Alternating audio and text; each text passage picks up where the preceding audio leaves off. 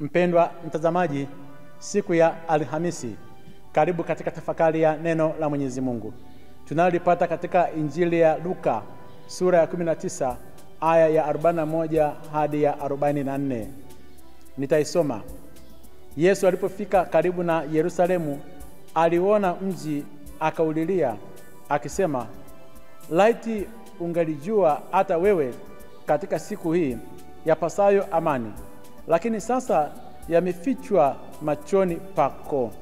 Kwa kuwa siku zitakuja, adui zako watakapo kujengea boma likuzunguke, watakuzingira na kukuhusuru pande zote.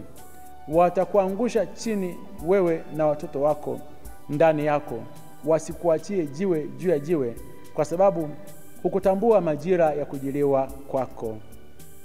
Neno la Bwana. Sifa kwako, e Kristo.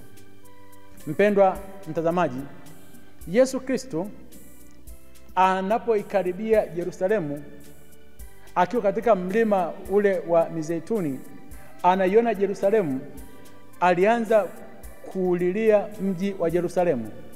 Yerusalemu, mji ambao ulikuwa mji wa amani, mji ambapo ni makao makuu ya Mwenyezi Mungu.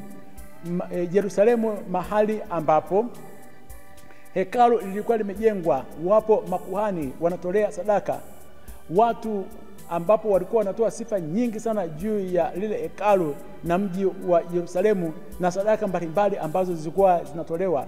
Yerusalemu iliyokuwa imepambwa na vilima na watu wake na majengo mazuri. Yesu Kristo anaiona Yerusalemu, anaililia. Ana maana gani Yesu anapotoa machozi kwa ajili ya Yerusalemu? Kwa sababu Yerusalemu kwa muda mrefu ilikuwa imetumika kama ni eneo la kuweza kuwaua manabii wa Mungu ambao walikuwa wanasema ukweli, walikuwa wanaeleza ukweli, watawala ni namna gani wanavyopaswa kuweza kuacha njia zao mbovu. Lakini Yerusalemu ikawa ndio sehemu ya kuweza kuwaua wale wote ambao walikuwa wanasema ukweli. Na sasa kwa macho ya Yesu Kristo ambaye ni mwana wa Mungu, anaona maangamizi ya Yerusalemu itakavyokuja. Na katika maangamizi hayo, kwa sababu hata yeye mwenyewe anapoenda kuingia Yerusalemu, haendi kwa shangwe, anaenda kwenda kukataliwa. Kwa hiyo Yerusalemu ilikuwa ni mji ambao ulikuwa una unafiki, watu walikuwa wanakataliwa, watu ambao ni wenye mwanga wa Mungu walikuwa wanakataliwa. Anaona maangamizi. Ndio maana anafika hatua sasa, baadaye kuweza kuwalaumu, akaanza kulia. Alitoa machozi kwa ajili ya Yerusalemu. Anasema kwamba right, ungejua mambo ambayo unapaswa kuweza kuyafanya ili kuweza kutunza amani yako, ungeyafanya. Kuna kipindi Yesu Kristo anaweza akalia juu ya miji yetu, miji ambayo imesifika kwa amani. Yesu Kristo anaweza akalia katika habari za nchi yetu, nchi ambayo imesifika kwa amani, kwa utulivu, nchi ambayo ina kila kitu, imepewa mambo mazuri, mji ambao una mambo mazuri. Yesu akalia kwa ajili ya mji, Yesu akalia kwa ajili ya nchi. Kwa nini? Kwa sababu tumeshindwa kuyafanya mambo ambayo yanapaswa kuweza kutunza amani. Amani ambayo ni zawadi ya bure. Na Yesu Kristo mwenyewe alipokuwa amewatokea mitume baada ya kuweza kufufuka, zawadi ya kwanza aliyowapatia mitume alisema amani iwe kwenu. Na baadaye pia anawapatia amani, anasema amani yangu ikawa pamoja na ninyi. Kwa amani ni zawadi kutoka kwa Mwenyezi Mungu. Amani haina mbadala.